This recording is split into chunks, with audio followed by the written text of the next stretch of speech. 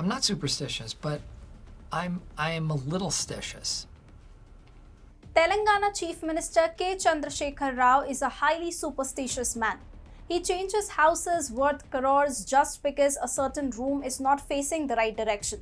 He also avoids meeting the country's Prime Minister because of some other weird voodoo. Thus, when Prime Minister Narendra Modi got the opportunity, he did not hold back his punches and called out KCR for his superstitious nature, whilst praising Uttar Pradesh's monk Chief Minister Yogi Adityanath for fighting any kind of superstition. Hi and welcome to TFI English, the national socio-political analysis arm of TFI Media Group. I'm your host Tejasvi Malhotra, and if you haven't subscribed to the TFI English channel yet, please hit the subscribe button and press the bell icon to receive all the latest updates. Coming back to the story in this video, I'm here to tell you why KCR ran away when PM Modi flashed the Yogi card. Let's begin. Reportedly, PM Modi arrived in Hyderabad on Thursday to celebrate 20 years of Indian School of Business in the city. While PM was in the capital city, CM KCR thought it a prudent decision to fly out to Bengaluru to meet former Prime Minister Deve Gowda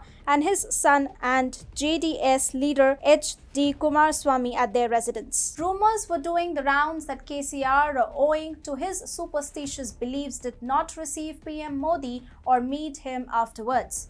PM Modi was not the one to let go and sarcastically taunted the TRS leader. I congratulate the Chief Minister of Uttar Pradesh, Shri Yogi Adityanath ji, from this land of Telangana. Someone had told him that he should not go to a place, but Yogi ji said that he believed in science and he left. Today he has become the Chief Minister again.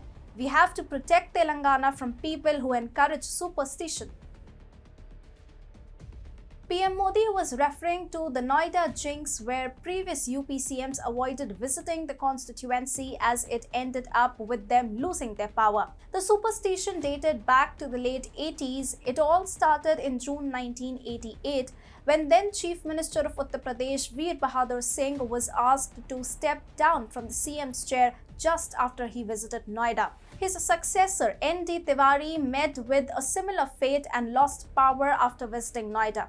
In 2002, for a brief time when Rajnath Singh was Chief Minister, he inaugurated a flyover linking Noida and Delhi, but bowed down to this superstition and ensured that he stayed on Delhi's side of the border. This superstition played a role in why Mulayam Singh, then Chief Minister, refused to visit the area in 2006 when it was reeling from the discovery of the bones and skulls of little children discovered in a drain of Nithari. In recent times, Bahujan Samaj Party chief Mayawati junked the Noida superstition and flew to Noida to inaugurate the Dalit Samarak Sthal in October 2011. Barely a few months after her Noida visit, Mayawati was voted out of power and the Samajwadi Party, led by Akhilesh Yadav, formed the government in Uttar Pradesh. Meanwhile, Akhilesh, all through his 5-year stint, skipped the Asian Development Bank Summit organized in Noida in May 2013, where then Prime Minister Manmohan Singh was the chief guest. He again gave Noida a miss by choosing to inaugurate the 165-kilometer Yamuna Expressway from Lucknow. However, Yogi Adityanath never fell for this laughable myth. Ever since he came to power in UP in 2017, he has visited the city not once but multiple times. From launching the Noida Metro and several other projects, not only did he boldly visit Noida, needless of the fear of losing elections, but also he ensured that the city looks much better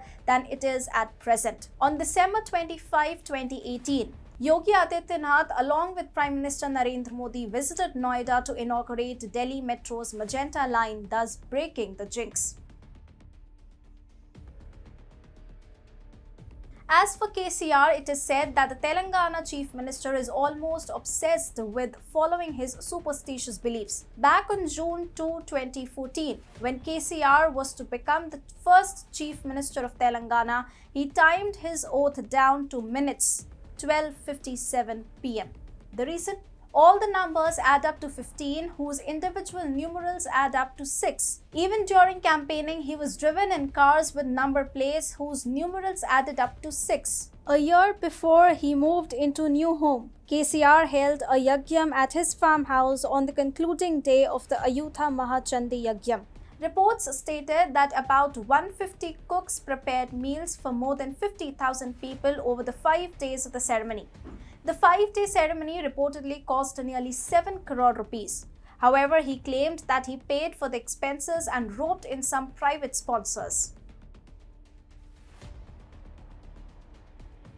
Being a religious leader, Yogi has a personal connection with some of the top leaders of the Lingayat community. The Nath sect, which Yogi represents, is also seen as a reform movement within Hinduism. It is part of Shaivism, which works against caste oppression. BJP hopes that with this background, Yogi will have a far larger appeal than others in the state. The state of Telangana has a Lingayat population of around 15 lakhs. Thus, if BJP is to make a dent in TRS and KCR's electoral fortunes, the Lingayat community has to be swayed in favor of the Saffron Party.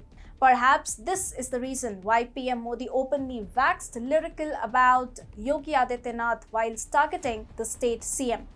The assembly elections are scheduled to be held later next year, and PM Modi has started to prepare the pitch already.